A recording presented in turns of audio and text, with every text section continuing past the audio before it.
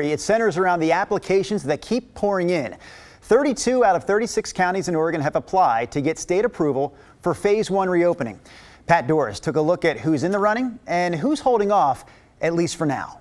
Way out on the eastern edge of Oregon, Baker County, population 16,000, hopes to be one of the first to open again after shutting down to stop the spread of COVID-19. Mark Bennett is a county commissioner and in charge of the county's coronavirus response. Okay, it's got to be exciting to finally be to this point.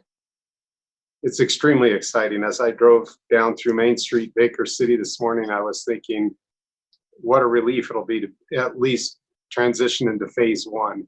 Phase 1 allows restaurants and bars to reopen along with personal services and gyms, all with social distancing. The governor's team posted the counties which had already applied. More were added as the day went on, all hoping for a starting date of May 15th. Those who have not applied include the most populated, Multnomah, Clackamas, and Washington. They've said hiring and training contract tracers will slow their move into Phase 1. One of the closest counties to the metro area which is applying to reopen is Hood River County in the Gorge. I reached Board Chair Mike Oates and asked him how the shutdown compared to the hammering that businesses took during the massive Gorge wildfire 2.5 years ago. You know, I've lived here my whole life. This is the biggest hit I think I've ever seen. I mean, this is worse than the fire. You know, the fire went on for a while. This is going on for weeks, and yeah, it's tough. He said businesses will open slowly in the Hood River area, and while he loves people who live in the greater Portland area, he'd rather not see you for a while. We need to do this slow. We need to get it right. We need to be safe. So we're not ready to say, let's go Portland. I'm sorry, we can't do that right now. You're worried that there'd be too many people and things would get out of control pretty fast? Immediately. Not fast, immediately. Because there's a lot of people just like you, Pat, that want to talk to us and find out, okay, when can we say go? And we're not ready for that. Mark Bennett from Baker County says half the economy there is tourism, and folks are ready to get things going with social distancing the moment the governor says so. You know, hiking, the snow's starting to lift. Fishing is fabulous. We had several friends that they just limited out in an hour fishing. So that's really great. You know, just visiting the open expanse, and after you've been in close proximity to lots of folks, this will just give you a really great breather. Pat Doris, KGW News. So one question a lot of us have right now is whether or not we'll be able to go to the beach this summer. Public beach access has been closed in a lot of coastal communities, and that includes Cannon Beach, where over the weekend, police wound up stopping more than 700 people who decided to check out the beach anyway. Many businesses on the coast are anxious to have visitors back, but leaders want to make sure that it's done safely. In Newport, city council members discussed a draft calling for the reopening of coastal lodging on May 31st. That would certainly provide a boost to the economy there. So there's no money available to pay rent. Certainly is fair. Sometimes it is unreasonable, but I think it is also prudent. Coastal city leaders will take the input they received from council members and the public and discuss it at a joint meeting happening this Thursday.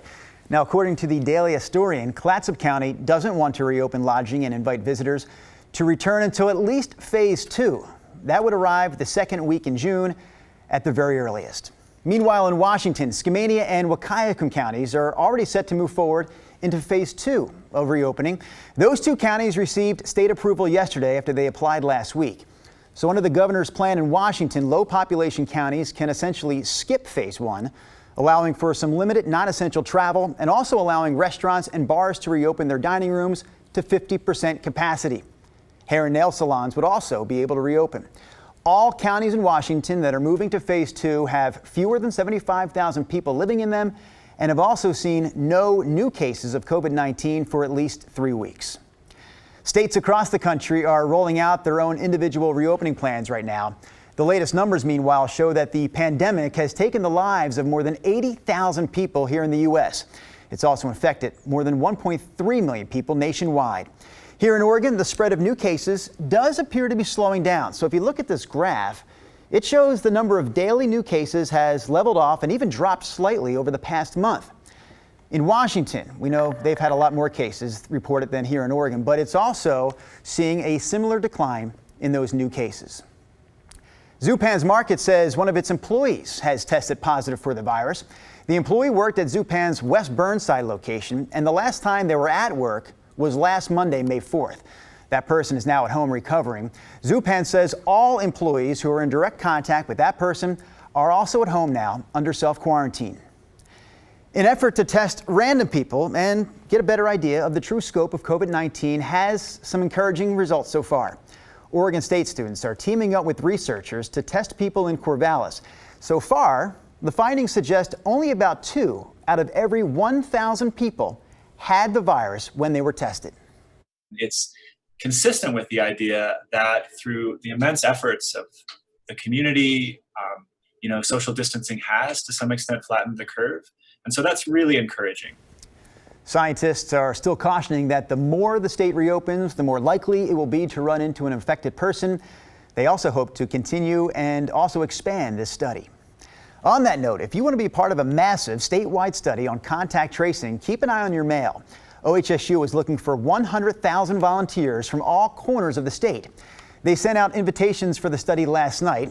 Volunteers will be asked to take their temperature every day for a year and then report the findings to researchers. Volunteers will also have to answer some questions about their health.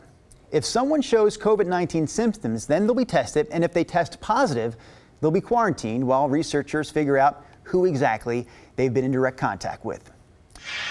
People are apparently going wild right now for puppies during the pandemic. Animal shelters around the country are seeing a huge surge in adoptions, and some have even cleared out their kennels.